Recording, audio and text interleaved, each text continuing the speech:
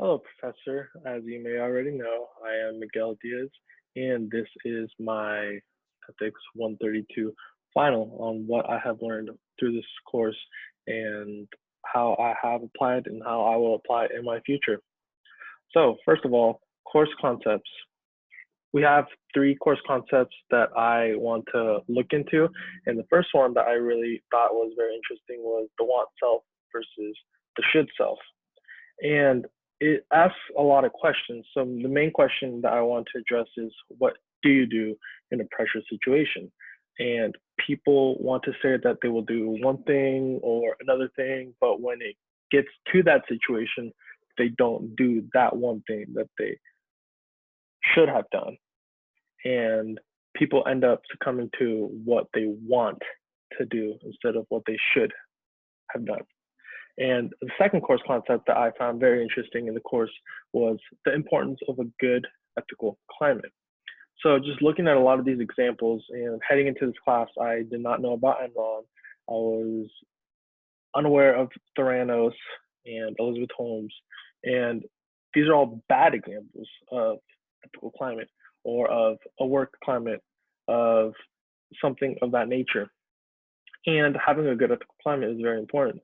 As you can tell, that these companies are non-existent because of their bad ethical climate that they embraced and that they put down from the top to the bottom.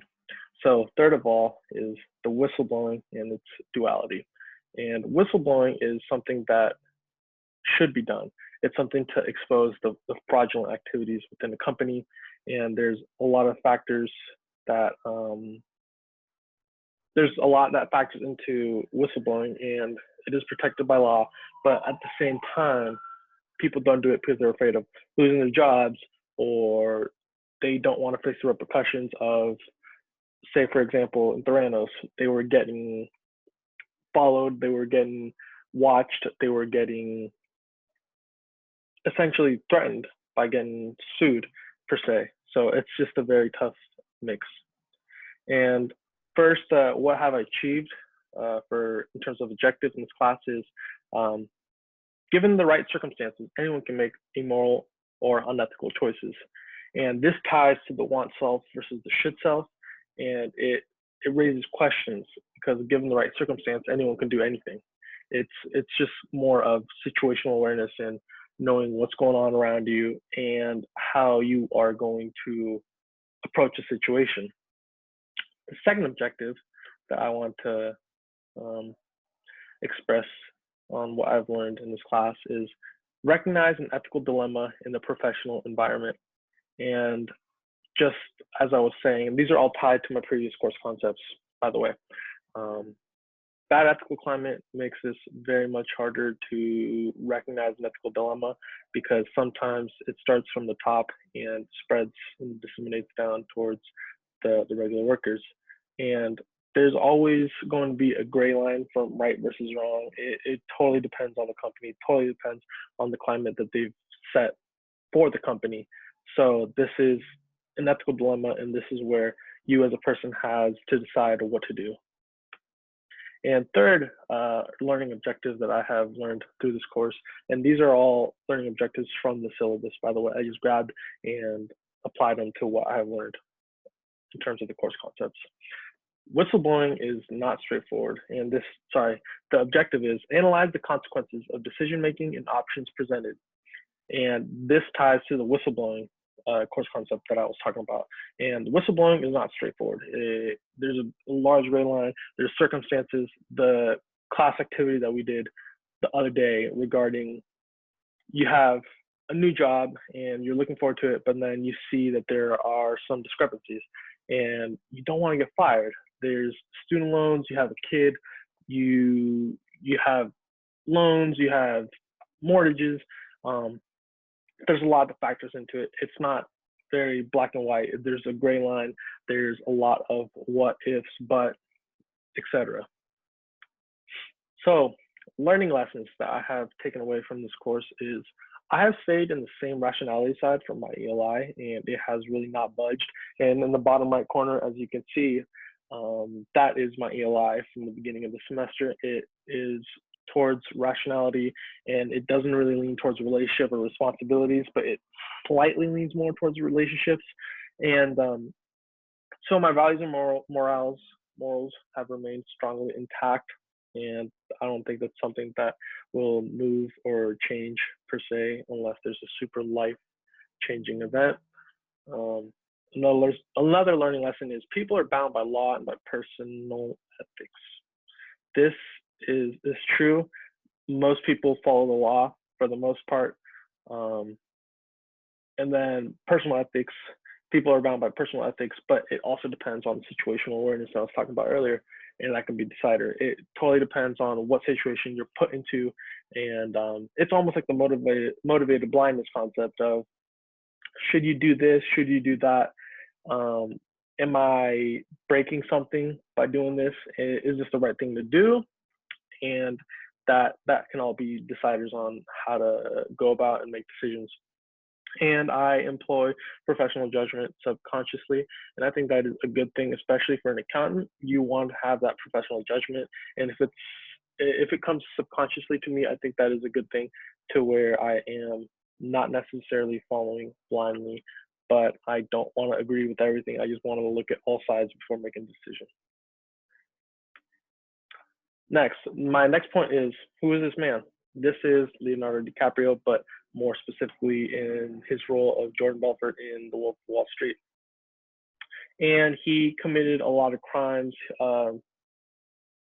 misappropriating of goods, of assets, and this made him extremely rich. He was the head of a company, and they were doing things illegally and immorally. And this kind of goes to my next point of tying it to Devin Spence, guest speaker, who's phenomenal. And he talked about fraud can be done by anyone. And it kind of reminded me of the movie, because he was looking for a job. He didn't know what to do. He got a job, and then he really didn't like it. And then he got into this gig selling penny stocks, I believe. And then it led to all of that. And he created a bad work environment because of that. Anyways, so there's usually no history prior to fraud. It's someone, it can be someone, it can be your neighbor, it can be your mom, your dad. It just, there's no silver lining as to who can be a fraudster, who has committed fraud before.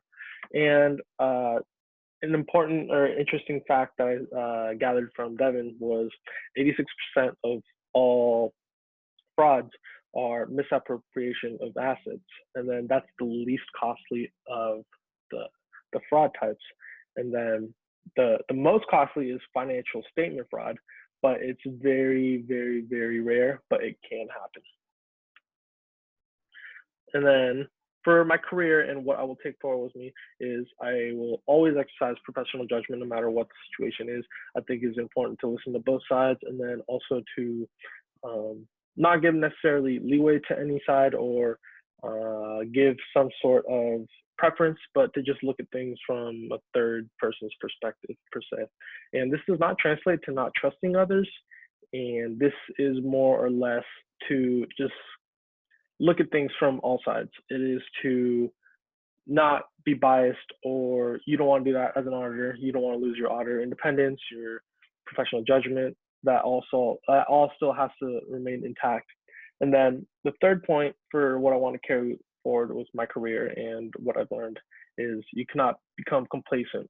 And I want to tie this point to the bad work environment, the bad work climate. If you become complacent, you won't see a line between what's good or what's bad. You will just know that that's what the company preaches, that's what the company has bestowed on the work environment, and you'll follow it pretty much blindly. And you can't do that. You have to always remain active. You always have to remain at what the goods are, and have to single out what the bad things in the work environment is. And I think that's super important, because, like I said, people at Theranos started to kind of realize, but it was a little too late. It was after years or months of being there. They're like, oh, this place might not be run very legally, or there's some illegal things going on. You have to always be aware, and then be open to the idea of, oh, not everything is perfect right now. And concluding thoughts, overall, the class has been a pleasure, and I've learned a lot of things, and it is very pertaining to the field of auditing and to accounting. And I believe that there's a lot to be learned of still, but I think this is a step in the right direction, and it has made me realize what my strengths and my weaknesses are. And there's a lot to, like I was saying, there's a lot to learn still, but we are all on our way to being accountants, and this is a good step in that direction. And my closing thoughts are from George W. Bush.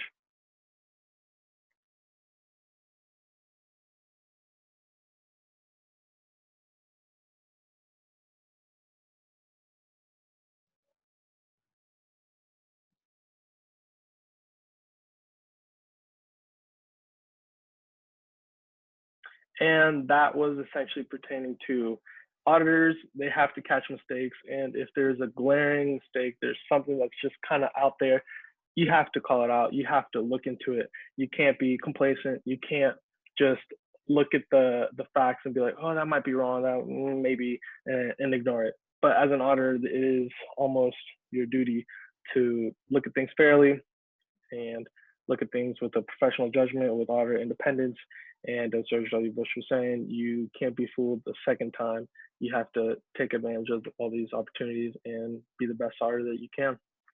Thank you very much, Professor, and it has been a pleasure.